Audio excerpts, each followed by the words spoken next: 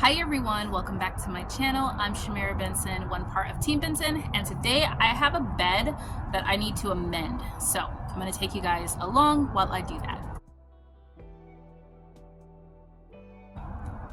So guys, this is the time of the year that I amend my garden because it's the hottest time of the year. So anything that is like bacteria or any issues that might be going on, this is when it gets like killed off essentially.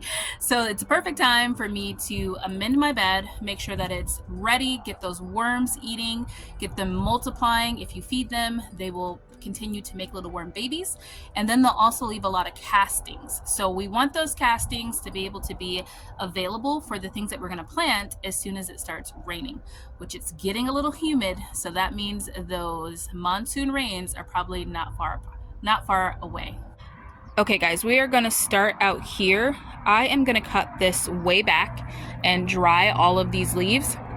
And then I'm going to try moving the big part right here because that fennel's not doing anything. So I'm just going to try and put that right here. So let's do that first. Okay, so far this is what we have. I have the plant moved down there. Root ball was a little big, but we will see. Hopefully everything will be fine. And then this is all of the emptiness. Now I'm gonna take all of the scraps that I have been saving, like all the dried things, and then we're gonna go inside and get some of the frozen worm food, and I'm going to pile that in here and do a big layer of that. Okay, so one of the things I want to save more of next year are leafy greens because they make really good mulch and they're easier to spread. So I just use the greens, the main greens that were in there, and put those down there, and then the leaf, like the stems, I put in there. We have like a bunch of coriander seeds, so we're gonna see what happens there.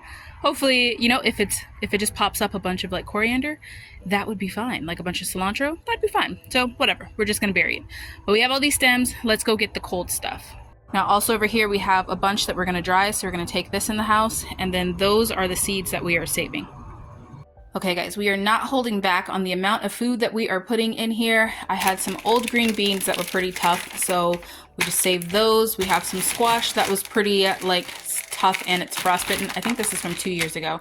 I found it, we're defrosting the veggie freezer, so I found that. We have some celery that went gross, and then we have just our bag of worm food that we have been saving that are like leafy things. So we're gonna go ahead and we're gonna put all of this in the top.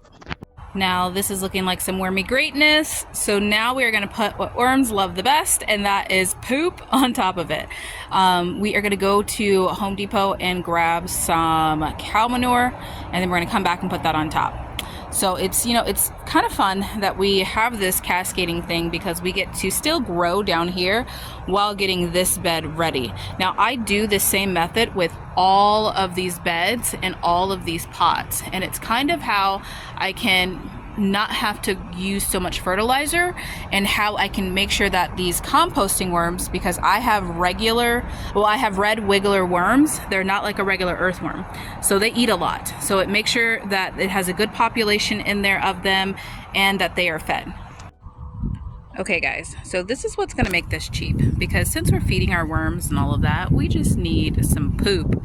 We just need some steer poop, which is $2.57. A lot cheaper than buying compost, because we have time for the worms to eat all the steer manure and also to eat all the food that we're going to give them, so they'll create the compost.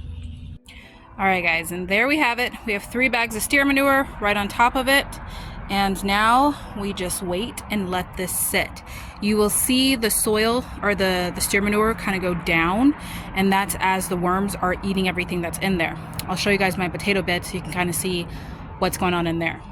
So I did add a little bit of compost to this one because I had some left, but you can see that the soil level has already gone down a little bit because the worms are eating.